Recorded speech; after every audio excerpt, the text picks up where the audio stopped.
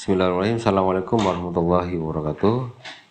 Pemirsa, di video ini yang senantiasa dirahmati oleh Allah, kita lanjutkan ya bab masalah pentingnya urusan ranjang di pelatihan senam perkasa Indonesia. Nah, ini aspek yang kedua, yaitu aspek masalah psikologi ya. Di aspek psikologi tentang urusan ranjang ini ada dua. Jika terpenuhi itu bagaimana, dan jika tidak terpenuhi itu bagaimana. Nah, jika terpenuhi ya insya Allah dari aspek psikologi itu pasangan suami istri itu akan menumbuhkan rasa cinta ya, rasa cinta otomatis ya. Ketika urusan ranjang itu terpenuhi, masing-masing puas mencapai orgasme, dia akan timbul rasa cinta dan kasih sayang itu ya, terpupuk, kemudian perhatian dan kepedulian itu insya Allah dia akan lebih ya. Yang namanya kalimat cinta itu insya Allah sesuatu yang sering disebut, sesuatu yang sering diingat ya insya Allah ya, itu lahirnya rasa cinta itu biasanya ya. Jadi ya dimulai di urusan dapur tadi ya, urusan ranjang terpenuhi, masing-masing puas, masing-masing terpenuhi, dan masya Allah ya. Nah ini dari aspek psikologi itu akan menumbuhkan rasa cinta, otomatis dalam pelayanannya, dalam sentuhannya, semuanya itu akan mengikuti. Ini pentingnya. Jadi lebih cinta dan kasih sayang itu akan lebih terbina ya, masya Allah ya itu. Nah, tetapi jika tidak terpenuhi, maka dari aspek psikologi ini masing-masing pasangan itu akan terjadi stres gitu, atau tertekan. Misalnya salah satu pasangannya yang selalu tidak puas ya, itu biasanya dia untuk semangatnya itu udah down itu loh. Nah, gimana saya memenuhi ya, misalnya seorang istri ya, suaminya itu selalu egois ya, artinya hanya kepuasan untuk dirinya sendiri dan tidak pernah didiskusikan atau dibicarakan bagaimana menyelesaikan masalah itu ya. Mungkin malu atau bagaimana, harusnya jangan malu kalau udah urusan istri itu loss. Salah satu ini ya kelebihan dari pernikahan itu suami istri tidak ada teteng aling-aling. Halal mau melihat dari sekecil apapun yang ada di pasangan kita itu boleh, tafadhol, dan itu halal saja ya. Ini ya, urusan rumah tangga ya, suami istri itu, dan itu tidak sama anak, tidak sama orang tua gitu. Karena misalnya ini seorang perempuan ketika dia sudah balik itu pun ya tidak vulgar sama orang tua. Kalau sudah balik ya dia tetap harus ditutupi ya, di bawah ini ya, leher sampai kaki itu paling enggak walaupun sama bapaknya kan mahram itu ya, sama saudara laki-lakinya ya, itu pun ini aturan syariat itu ya. Saudara, terus kemudian hubungan antara ayah dan anak itu pun si perempuan ini juga ada aturannya, tidak semena-mena, tidak seenaknya itu, karena menjaga sesuatu yang tidak diinginkan. Karena faktanya juga ada seorang bapak menzinai anaknya ya, anak perempuannya. Ini kan luar biasa, sangat keterlaluan dan menjijikan ya, dilanggar ya. Zina dengan orang lain aja sangat tidak boleh, apalagi ini seorang bapak ya menzinai anak kandung sendiri, anak perempuannya. Nah, kemudian ada kejadian juga kan itu, anak laki-laki ya menzinai ibunya ya, itu juga luar biasa. Kalau menantu mungkin masih dikatakan ini ya. Nah, ini anak lelakinya ini ya, sudah terlalu ya, terlalu. Itu juga artinya keterbatasan antara seorang anak dengan orang tua ya, anak laki-laki dengan ibu ya.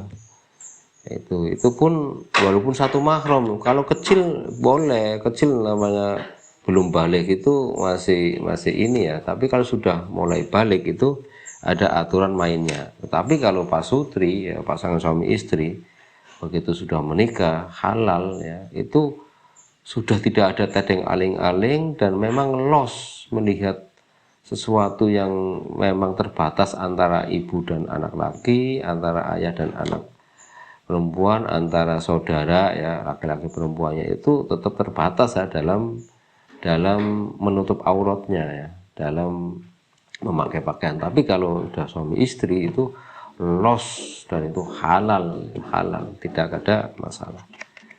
Itu artinya sampai sekecil rahasia apapun di tubuh itu boleh dilihat. Nah ini artinya kelebihan daripada pasangan suami istri yang tidak dimiliki dengan hubungan antara orang tua dengan anak, antara saudara laki-laki dan saudara perempuan. Itu ada posisi itu ya. Nah, jadi dari aspek psikologi jelas ya, kalau terpenuhi urusan ranjang itu akan menumbuhkan rasa cinta, kelembutan, saling pengertian dan peduli, itu insya Allah akan tercapai. Tapi jika tidak terpenuhi akan terjadi stres dan tertekan.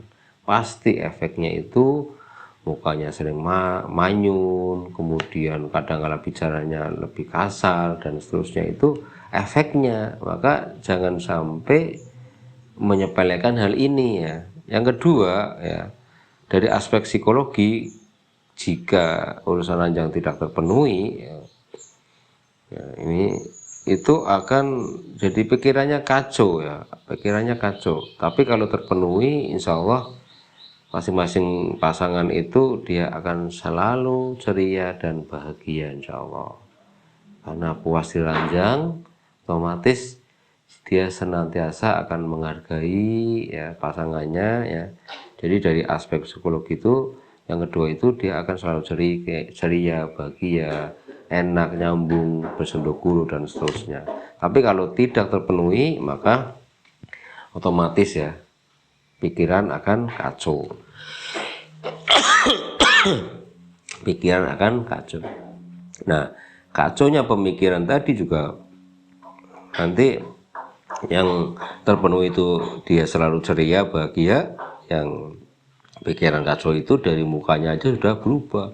Muka masam, muka manyunnya, muka yang tidak mengenakan ya.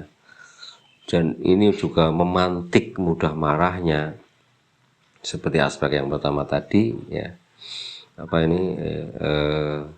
Hal yang pertama itu juga stres tertekan, itu juga nanti efeknya akan mengarah kepada ketidakceriaan, ketidakbahagiaan terhadap pasangan suami istri, pasangan masing-masing. Pikiran kacau juga sama, akan mengalami hal yang sama. Nah, kemudian dari hal yang ketiga ya, yang berikutnya itu jika terpenuhi dari urusan ranjang ini dari segi aspek psikologi, yang ketiga ini adalah bisa mengontrol emosi insya Allah. Jadi ketika mau emosi biasanya ketika pasangan suami istri itu sudah saling melayani, saling puas dan urusan ranjang itu terpenuhi, insya Allah dia bisa mengontrol emosi karena ada rasa kasih sayang itu, kemudian kasih sayang, welas asihnya ya. Jadi kalau mau bicara yang keras atau emosi itu biasanya teringat. Jadi lebih mengontrol kemarahan emosinya itu insya Allah akan terbantu sekali dengan tadi ya, puasnya atau terpenuhi urusan ranjang.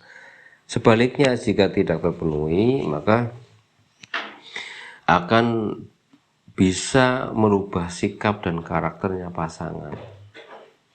Ini akan terjadi itu loh.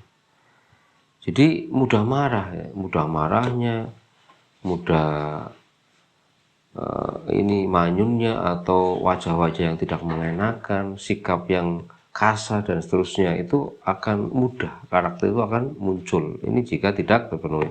Kemudian dari aspek psikologi jika terpenuhi maka stabilnya sikap itu insya Allah akan tercapai.